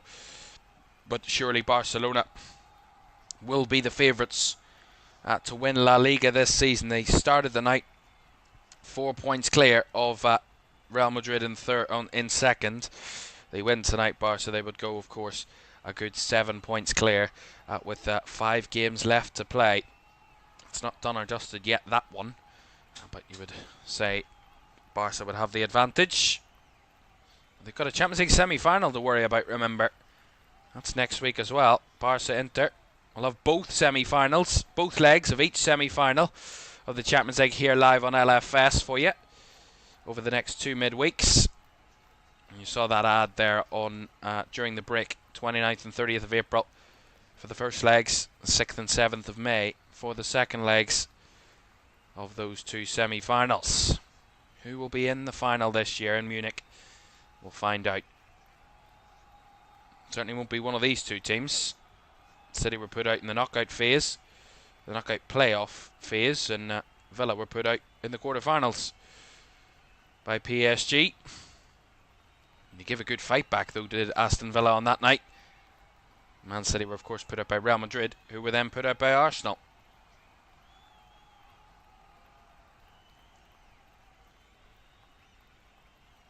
We'll see what those Champions League semi-finals have got to offer. I'm really looking forward to those. Here, second half here at the Etihad tonight. As I said, it's a big night for both. A win, and you would really give them a lot of belief and a lot of backing for the winner to end up in the Champions League next season through their league finish. Villa have got that first taste in over 4 decades of a big European night at Villa Park this season. They've had a number of them and want so many more, I'm sure. I'm sure Unai Emery wants that at Villa Park next season as well. And it was remarkable when they got in the Champions League last season at Villa. No one really thought that they were going to be in that type of conversation. They ended up skyrocketing themselves there, and they've just been, they've just been incredible. And from where they came from, and I've said it before, but the job Unai Emery's done is absolutely out of this world. And what Villa have been able to do is just incredible. And now there's a little bit of expectation that, well, we've had it this season, we want it next season. That little bit of expectation it speaks louder than 1,000 words, because it shows you how far Villa have come. That there's that little bit of expectation to go, well, we've been there this season, why couldn't we do it again? We want that again, and that shows how far they've come. For Manchester City, it has been by far not a great season. Knocked out early in the Champions League. They did get through to the knockouts phases, obviously the playoffs, but put out by Real Madrid. They were really not been in a title race for any of the season, really. They weren't favoured in the title race at all this campaign. It's Liverpool and Arsenal that have been the battlers, and then Liverpool just kind of pulled away in this second half of the season. But, obviously put out of the Carabao Cup pretty early as well, Man City. Their only hopes of anything positive to come out of this season now is to win the FA Cup and get Champions League. And that's somewhat the bare minimum for City, is to qualify for the Champions League. And a trophy has come to be an expectation here. As Morgan Rogers shown a yellow card for a challenge there on Nico O'Reilly. Yeah, he just didn't let him go, and he was tugging and pulling at him. And just couldn't stop him, Morgan Rogers, and in the end he just had to drag him down. He gets his 9th yellow card of the season, the Villa man. Nico O'Reilly, like another famous former Manchester City player, he burst onto the scene, has he? He's come out of nowhere, really, to the wider world. Free kick by McAtee, round the back post. And someone got a toe on it from a Villa point of view. It's going to be a corner. It was Amadou Onana. Good delivery by McAtee, right round the back. And I think it was Vardiol that was diving round the back post. And Onana got his right foot to it. And toe poked it behind for the corner. That's great defending. Corner for Manchester City on this right-hand side. Their third of the game. We've missed a couple of good headers already tonight, City.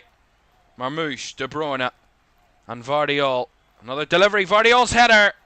And then flicked on and headed behind for another corner by Matty Cash. See it again, Vardiol a long way out here when he got his header. Just trying to guide it towards the goal and then trying to clear it away. Matty Cash ends up heading it behind for another Manchester City corner. Good bit of pressure here so far from Manchester City. De Bruyne will deliver again.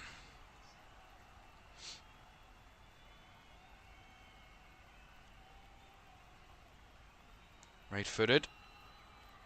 Headed away by Onana. Kept alive by Marmouche. Back out wide to De Bruyne. He lifts it across the near post and headed behind by Onana. Another City corner. Just can't get out of their own box at the minute, Aston Villa.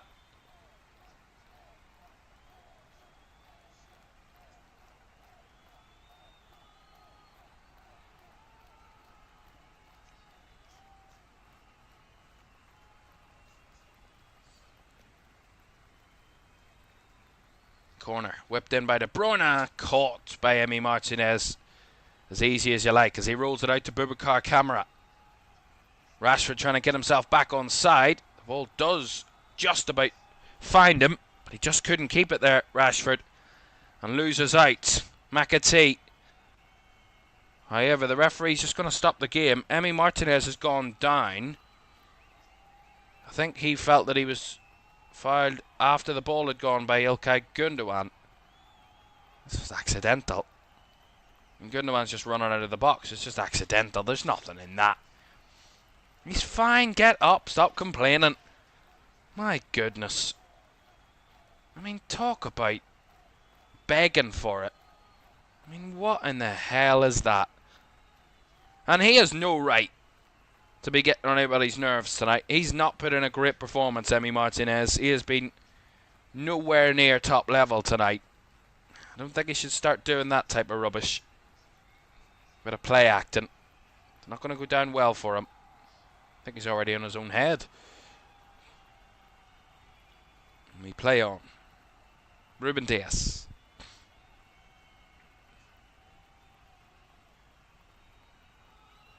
Vardiol. Back inside to Kovacic. Down the right side it comes, McAtee. Out wide it goes to Nunez. Tess Nunez gets past Lucadinha. Slips though as he tried to burst forward. And Jacob Ramsey is back there and sees it out of play for a goal kick. I do apologise. My nose is doing my head in at the minute.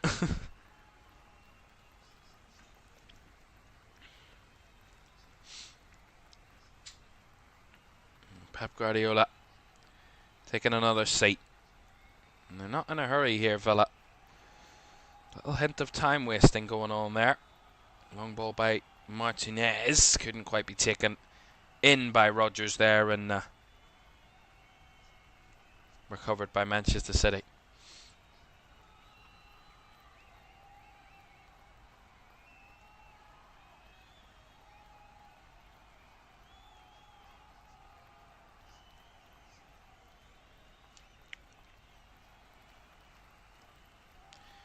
Onana thought he dispossessed Bernardo Silva there, but the referee saw a foul. Free kick to Manchester City.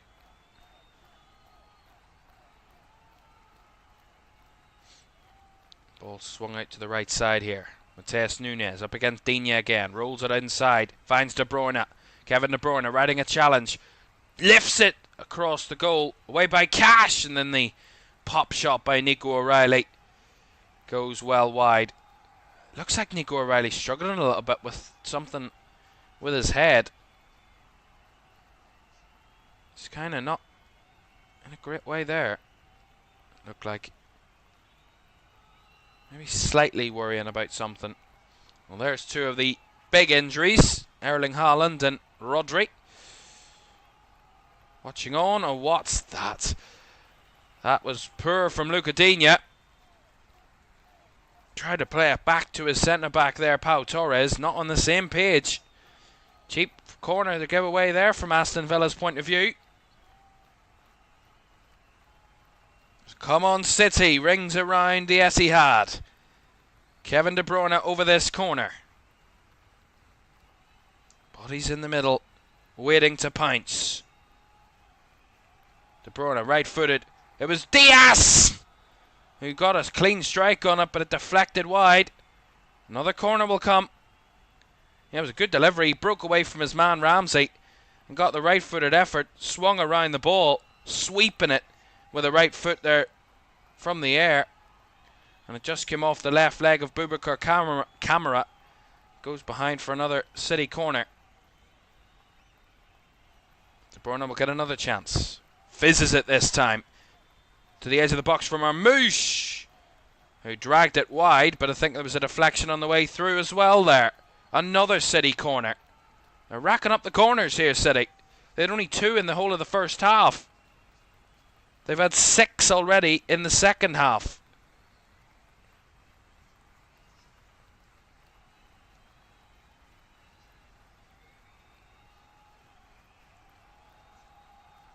De Bruyne again. He'll take it from the left side.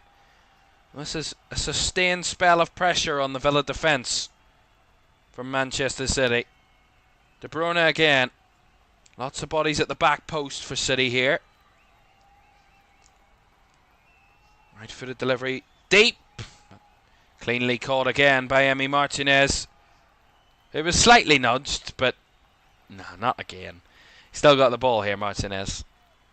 He's going to not hurry to take this. He just rolls it out to Pau Torres. Ramsey. Torres. A little bit of a reprieve then for Villa. They get a little bit of possession now after they've been kind of stopped and halted for the last 5 minutes or so with all the succession of Manchester City corners. Kamara, sorry. Almost playing himself into trouble. Works it, the wrinkles out. Finding it out wide now to Cash to Villa. Can't really find a forward pass. Back to Kamara.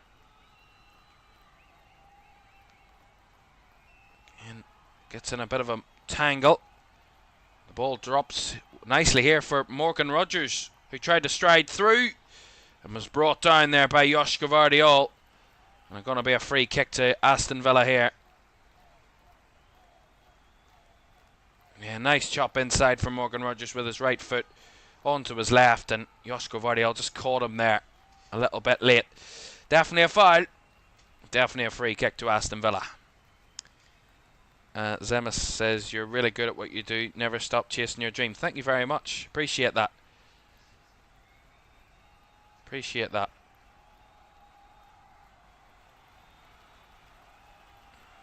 Craig Pawson doing the obligatory 10 big steps to count 10. I would love to know how they train a referee to figure out what 10 yards is.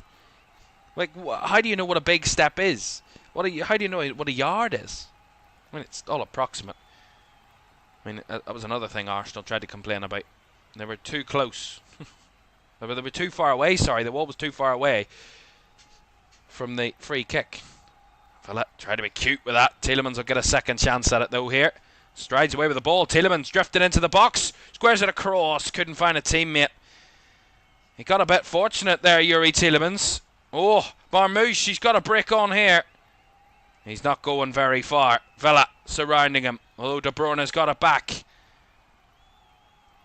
Flicks it over the top. McAtee trying to chip the keeper. He's hit it wide. Emi Martinez was far too calm about being chipped there. And it goes wide. Pep Guardiola wants more from the crowd. He liked that. City got themselves in a good position. He was onside McAtee from the De Bruyne pass. He takes the touch and then tries to dink the goalkeeper. And it just goes wide. But Emi Martinez was in no man's land there. Absolute no man's land. And he was far too calm about it. He was so far off his line, and then he just went like that, looking at the ball going past him. Goal kick to Aston Villa, and they're going to make a double substitution here. So Axel Disasi is going to replace Matty Cash, and John McGinn is going to replace Jacob Ramsey. So a double substitution there for Villa on this one. Cash and Ramsey replaced by Disasi and McGinn. And McGinn, of course, gets the captain's armband. It was previously held by his keeper, Torres.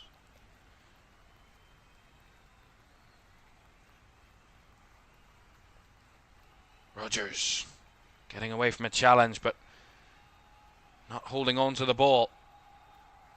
Vardiol. De Bruyne. Caught there by Rodgers. A little bit of frustration of losing the ball himself. He tried to win it back and just caught Kevin De Bruyne a little bit late there.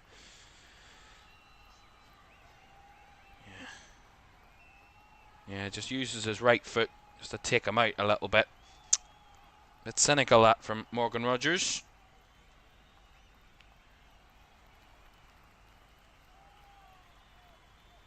He's already on a yellow card, so would have to watch himself. McAtee and De Bruyne over this free kick. Just over the hour mark here at the Etihad. City 1, Villa 1. It's been a lot of City possession. De Bruyne with the ball into the box. Headed away by Torres. Not fully cleared as Tielemans tries to get it away. And the shot from distance from Mateo Kovacic was well caught by Emi Martinez. Could have been more dangerous. Again, half cleared by Torres. It's found back around the box. And then taking it from the skies was Mateo Kovacic with the shot. But well brought under control by Emi Martinez. Lovely ball by Rodgers. In behind for Rashford. Rounds the keeper. Rashford hits the side netting. How so close for Marcus Rashford. Fabulously timed move. Morgan Rodgers down this right side. Times this pass to perfection. Rashford just drifting in between the City defenders. Perfectly timing his run in behind.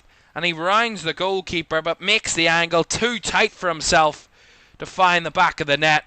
And it hits the side netting and wide. That was a good opportunity. Marcus Rashford could have a hat-trick tonight. He's hit the post, he's hit the side netting. And of course converted a penalty. That's their first real attempt of the half. Actually, their first attempt of the half in full. And Rashford has looked the main goal threat tonight for Aston Villa. Backing up his manager's support of him. And showing him why he should be picked. Whether or not they might want to change the approach or might want to bring someone interesting off the bench in Ollie Watkins, Aston Villa, for the final 25 minutes or so. They've not had much of a goal threat other than one or two half chances for Rashford. They've only had one shot on target outside of the penalties, so they haven't been testing Ortega enough, really, have City. Or have Villa, sorry, the City goalkeeper Ortega hasn't been really tested very much. As Villa got a free kick here. Boubacar Kamara brought down by Omar Marmoush on the edge of his own box. Don't forget to like, subscribe and turn on post notifications. It looks like we've just hit 26,000 subscribers. I believe that's the case. It looks like that's the case. Well, thank you very much to everybody that subscribed here this evening. Great to have you with us, and It's great to hit 26,000. On to the next one. That's what I say every time we had a new 1,000. On to the next one. Thank you very much indeed. It's greatly appreciated. So appreciated. So 1-1 at the moment. 25 minutes to go. What do both sides think about? Villa have made that double substitution just a few moments ago, with Disasi and McGinn coming on. So defensive reinforcement, but also that opportunity to have a little bit more midfield creativity and a leadership role with John McGinn for the final 25-30 minutes. What kind of fruit can those two get out of this game? I tried to go for a metaphor there and it didn't work. Nice ball wide into the box here for City. Oh, James McAtee was there, but he again couldn't get clean contact on it. See this again. Lovely little combination. De Bruyne out wide to O'Reilly, who rolls it across the 6-yard box. Rolls it into the 6-yard box, shall I say, and McAtee was there, and he just miskicked it. And it bobbled its way towards Emi Martinez. He missed it with his shooting leg and ended up hitting it with his standing leg. But look at O'Reilly here, tearing it up down the left side. Applauded by the City crowd. Gundogan, Silva, Nunes. Said he needed a little bit more of that.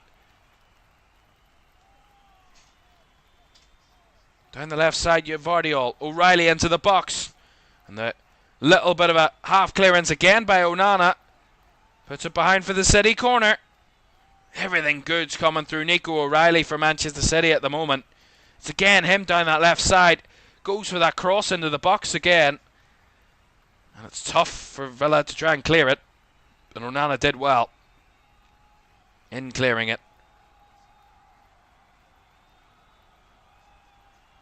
It's not an easy one to clear.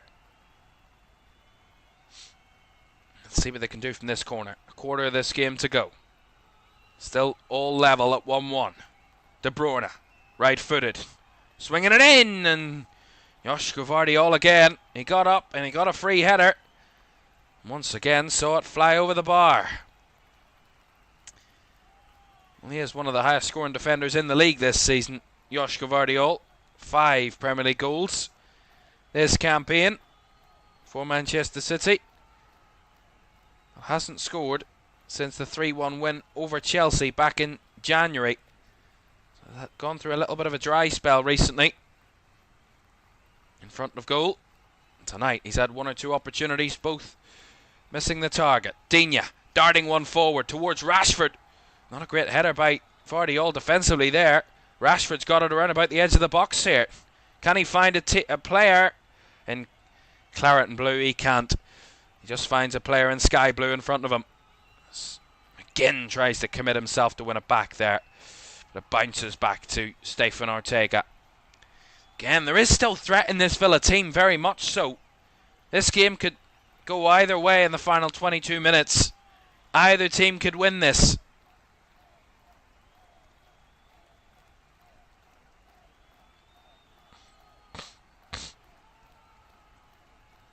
O'Reilly. Vardiol. And I think it's different for both teams in how they're probably going to win this.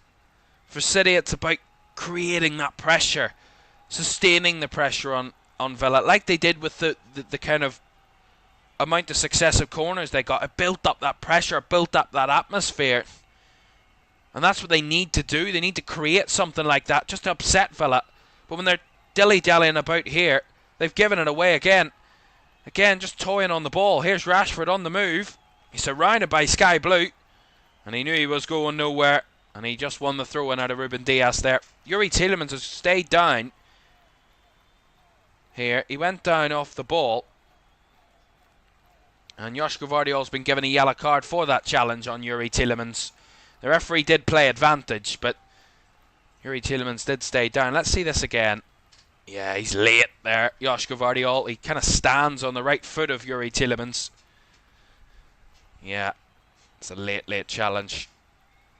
A bit dangerous, that, from Vardiol. Just a yellow card, though.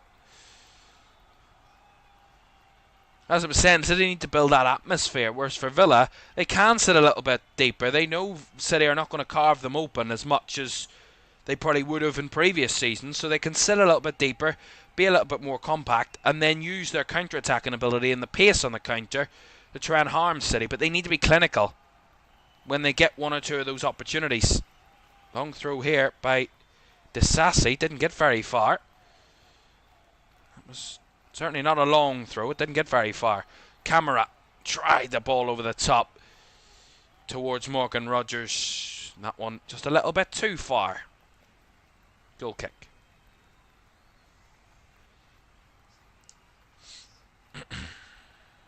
Yeah, there is certainly opportunities in this game for both teams to win it. And, you know, as I said, a draw really suits neither of them. You know, a draw for City, it would put both teams up a place from where they started tonight. But remember, the three teams in and around them that they're facing and battling for those Champions League places would all have the chance to leave these two in 6th and 7th come the end of match day 34. If Chelsea, Newcastle and Forest all win their games and this ends a draw, City and Aston Villa will both be outside the top 5. So a draw doesn't really help either of them if results don't go their way elsewhere. Obviously, it'll be more disappointing for Manchester City being the home side, but minimally different. I mean, home or away, you still have to win games of football. And if you want to be in the Champions League, you need to win games like this. You need to win big games.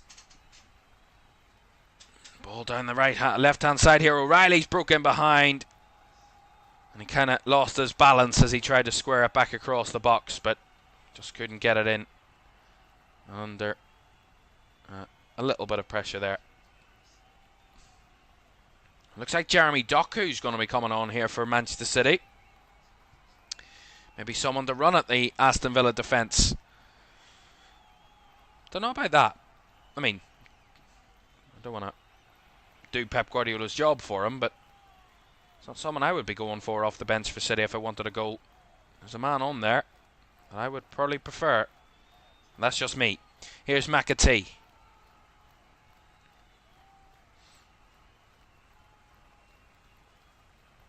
Finding it to De Bruyne. Back to Bernardo Silva. Swings it back around to Vardiol. Lays it off now to Kovacic. Out wide it goes. Tess Nunez. Faking the cross, then delivers the cross with the left foot. Headed across by O'Reilly, brought down by Gundogan. Laid off in the shot by Marmoush. Has gone wide, and there was no deflection, according to the officials. So just a goal kick.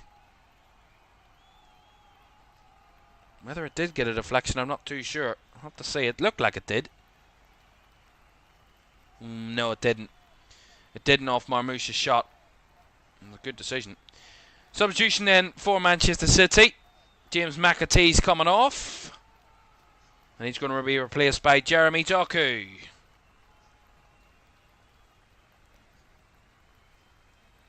The 22-year-old Belgian Jeremy Doku. Still a lot to learn. Scored 3 Premier League goals this season, 4 assists. His last goal contribution for Manchester City came in the 6-0 win over Ipswich back in January. He got a goal and an assist in that game. Hasn't contributed for his club since.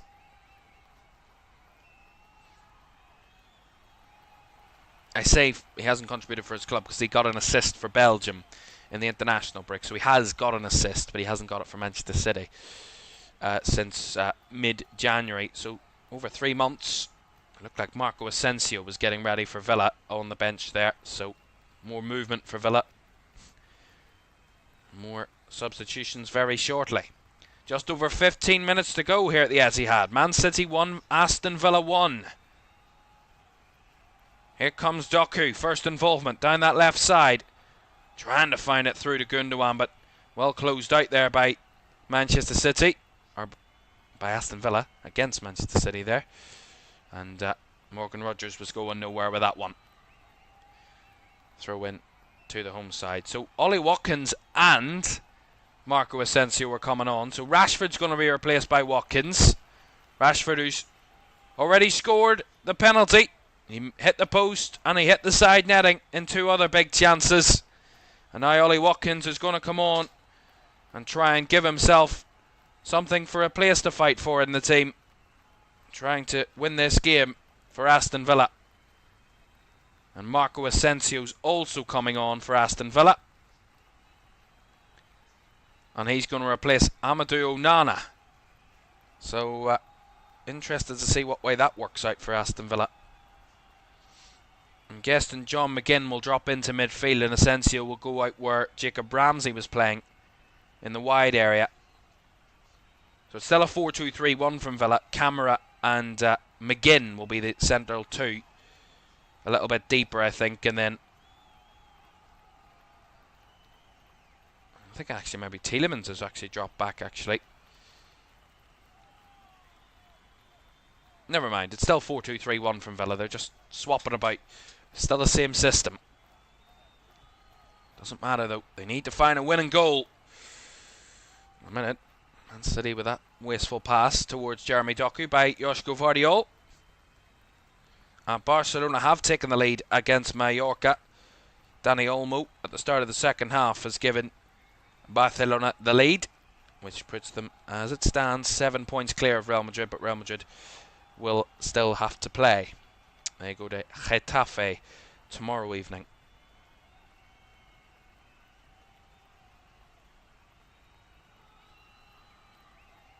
Oh, a little bit of a loose pass by Tielemans, and John McGinn was pulled at there. And he's going to get the foul. And the yellow card's going to go the way of the City player in Matheus Nunes for that free kick. Yeah, he just dragged. Oh my Jesus, he dragged John McGinn there by the quads there. Strange place to drag somebody back from, but 4th yellow card of the season for Matheus Nunes there.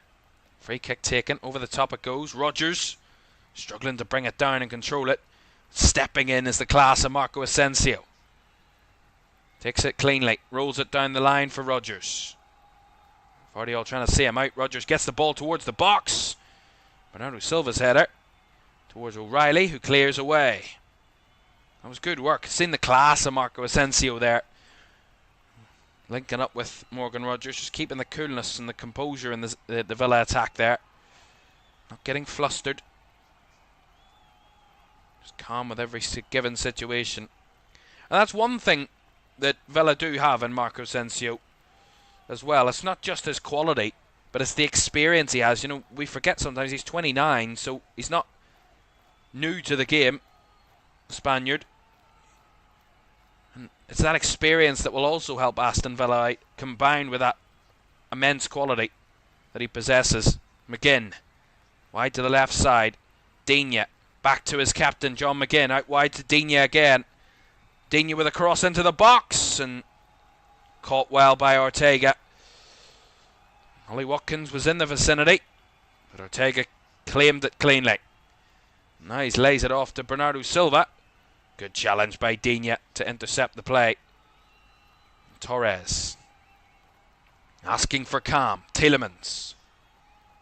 Wide it goes to Luca Digne. Villa maybe a little bit boosted by those substitutions. A little bit of a change of mentality now. 11 minutes to go. This is surely a must-win game for Villa. Over the top it goes. Watkins into the channel. Ollie Watkins. He's got 3 in the box. He's got Camara on the edge. He's got Digne around the back of him. He finds Digne. Back to Watkins again. Luca Digne. Stayed onside. Again, not good enough there from Villa. They had a man in the channel. They got bodies up and just couldn't find them. That's nicely worked through towards Rodgers, but then Tielemans is a bit sloppy. And now De Bruyne on the turn, and he sends Doku on the chase down the left side here. Villa have got bodies back, but Jeremy Doku's on his own. Can he make something of this? Doku crowded out. De Bruyne though gets it back. Kovacic into the box here for Gundogan. Rolls it through. One-on-one for Marmoush, who scores, but the flag's up. The flag has gone up. He looked offside and given offside. Let's see it again. Gundogan rolls it through. Yeah, he was miles offside. It's quite clearly offside there. Omar Mamouche. Quickly, that will be checked and cleared by the semi-automated offside system.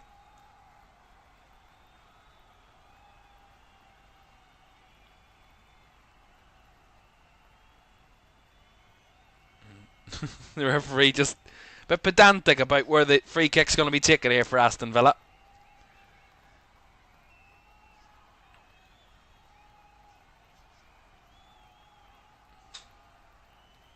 Into the final 10 minutes then.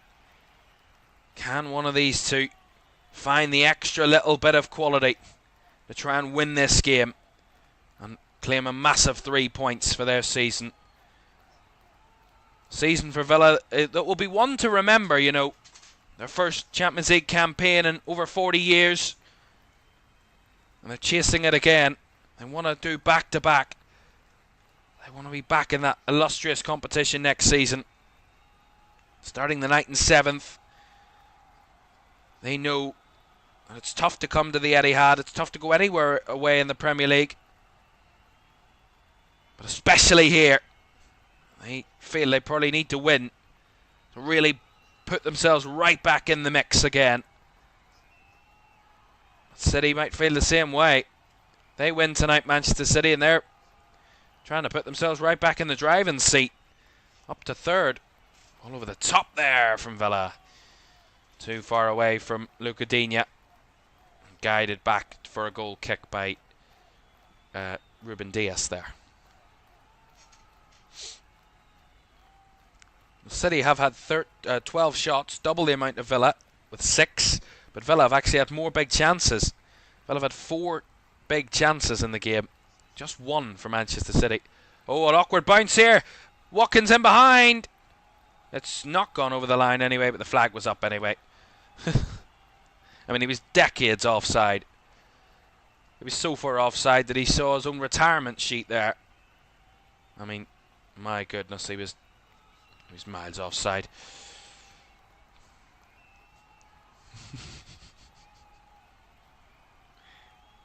I mean, it's worth a shot.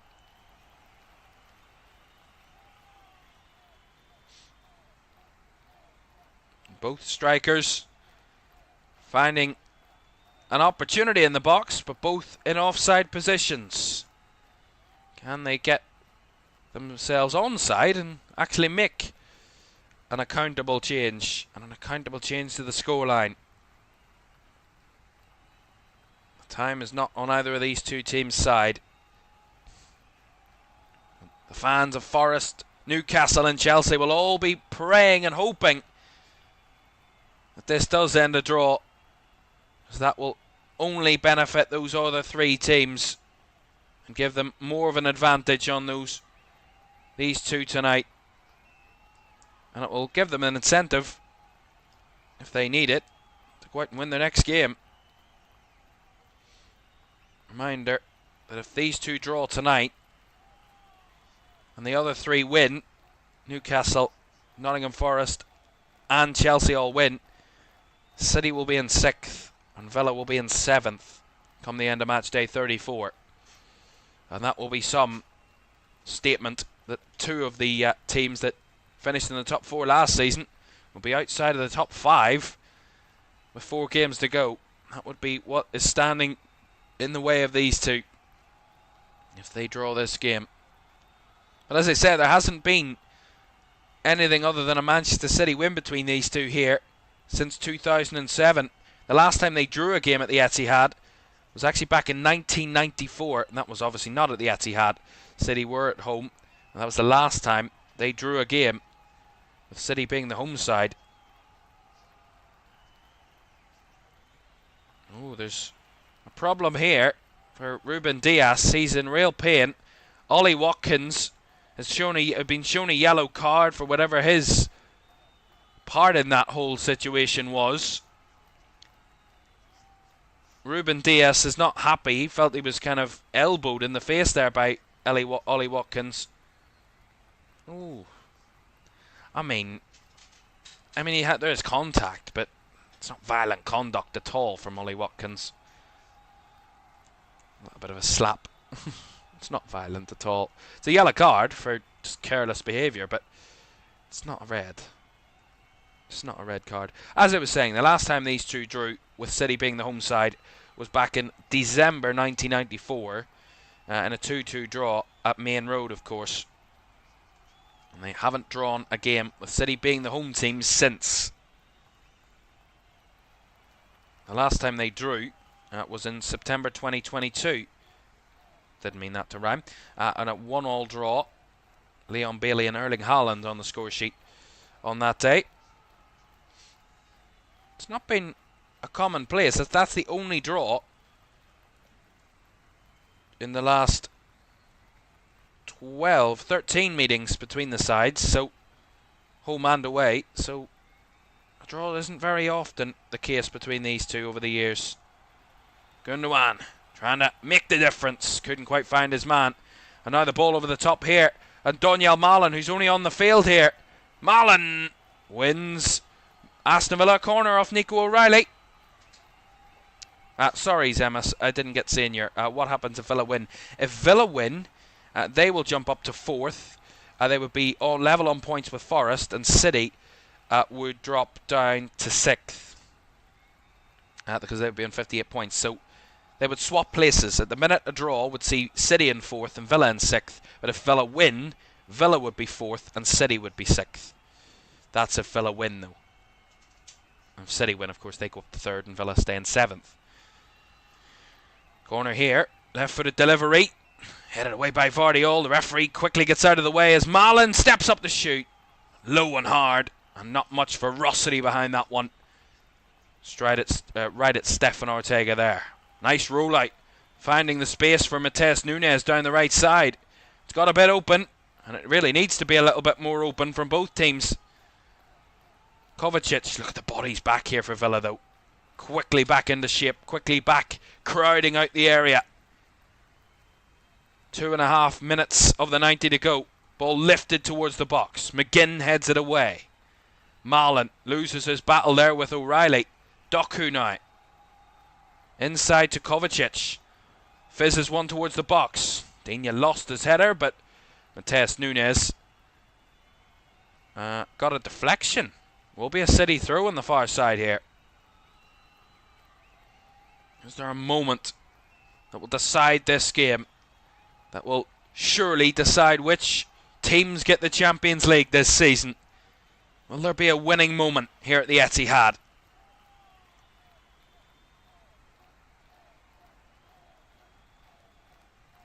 Whipped into the box there, away by Konsa, who was fouled in his own box there as he cleared the lines. Free kick to Aston Villa. Well, Villa, we've won 3 in a row in all competitions. Obviously lost to PSG when out of the Champions League, but they won the game on that night. So they've won 3 in a row, including their last 2 Premier League games. They're actually on a very good run of form in the Premier League. 5 wins on the bounce for Villa. Brentford, Brighton, Forest, Southampton and Newcastle. The last time they lost was a 4-1 loss away at Crystal Palace.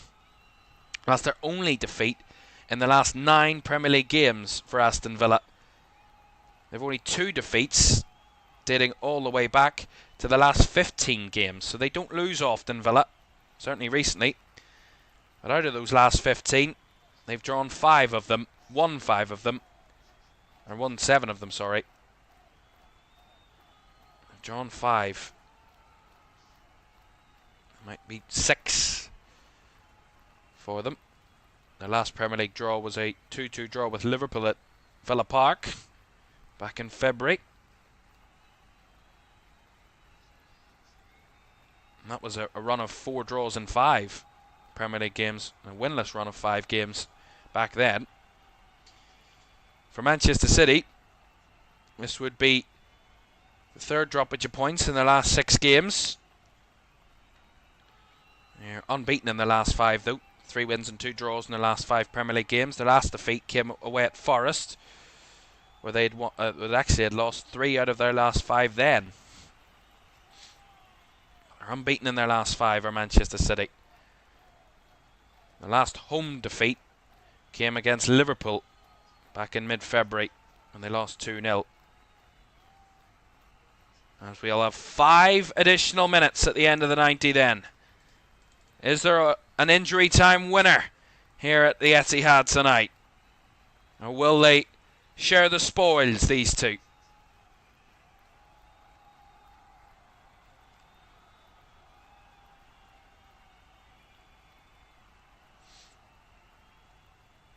Kovacic.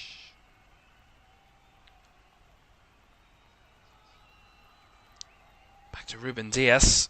City maybe trying to build from the back to get forward, but need to be in a little bit of a hurry here. They want to win this game. It's the 3rd best coming into the night, actually, sorry. City had the 4th best home record. Villa actually had a better home record than Manchester City, but 10 wins, only bettered by Liverpool, who have 13 home wins. So City right in the mix on that front, but have lost 3 home games this season. And that is the 2nd worst of any of the top 7 sides. Nottingham Forest also lost 3, but Newcastle lost 4. In terms of their away form for Villa, they've lost 7 away from home. They very rarely draw away from home. Only twice this season they've drawn on the road. Either won or lost in 14 of their 16 previous away games. Currently sits 8th in terms of form on the road, do Villa. And then now Manchester City have another corner. It's been a while since they've had a corner. Will be their 10th corner of the game. There's a part of the game where they were, well, I think, got nearly 6 in a row in terms of corners. 3 minutes to go. De Bruyne with a corner, right hand side. Can this be the moment? De Bruyne, flicked on header, is looped up and caught by Emi Martinez off the head of Ruben Dias. Yeah, Dias got away from Tielemans, got a clean header on it. Just a bit of a looping header. And it was nicely brought down by Emi Martinez. Under no real major duress there.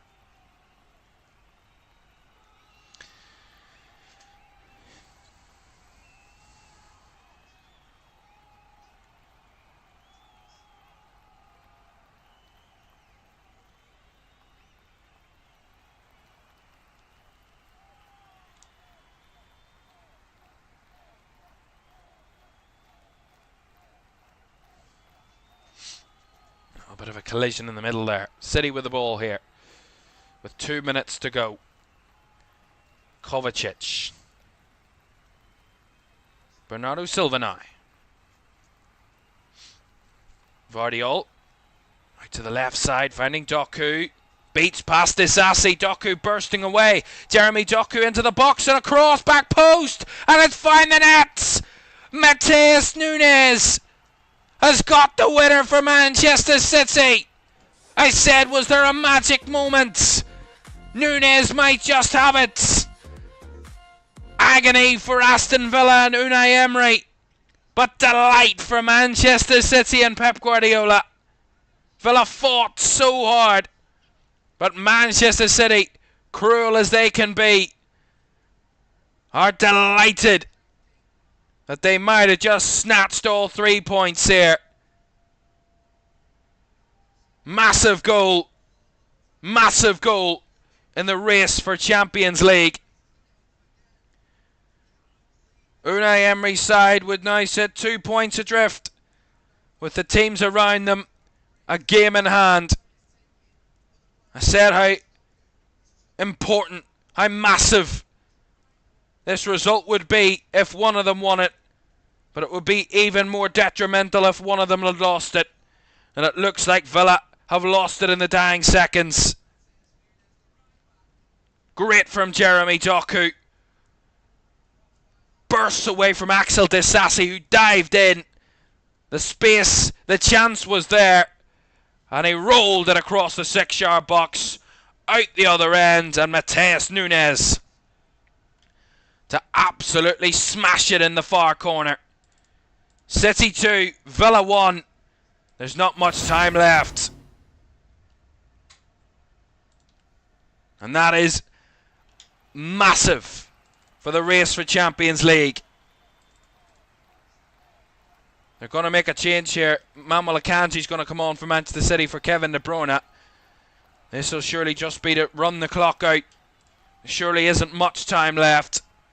Matheus Nunes' winning goal, as it stands, would be the winning goal. The 94th minute. Incredible.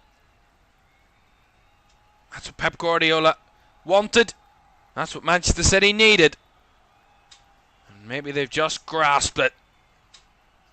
A season that has been well below City's usual standards. And they might just have absolutely clawed their way back into the race for Champions League. And might be leading that race now.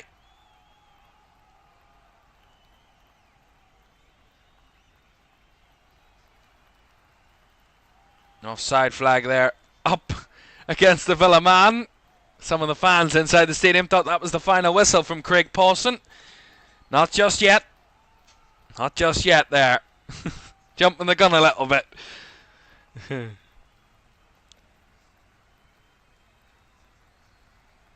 my goodness. I said how City needed to build up momentum. I said how they needed to get this crowd into it and the atmosphere and just apply more pressure on Villa. And that they did. And that they have done in this second half. And there is what it means. The final whistle goes. And surely Manchester City now have taken a massive step to finding themselves in the Champions League next season. It's Matheus Nunes with the winning goal. But it was hard work and endeavour that got them there. Heartbreak for Aston Villa, who might just be seeing their hopes of back-to-back seasons in the Champions League dim and dim as the games go on. Despite their 4-1 thrashing of Newcastle at the weekend, they knew they needed to come here tonight and put a statement down. But in the end, they were clinging on, hanging on at the end. And after all of that was said and done, it was Matheus Nunes that had the magic touch and the magic moment to steal all 3 points for Pep Guardiola's Manchester City.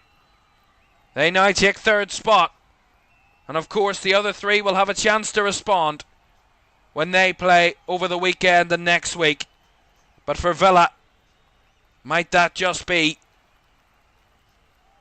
the end of the road for their hopes of Champions League? Remember, they're only 2 points off the top 5, but that's without the 2 teams above them, the 3 teams above them, having not played Matchday 34 yet.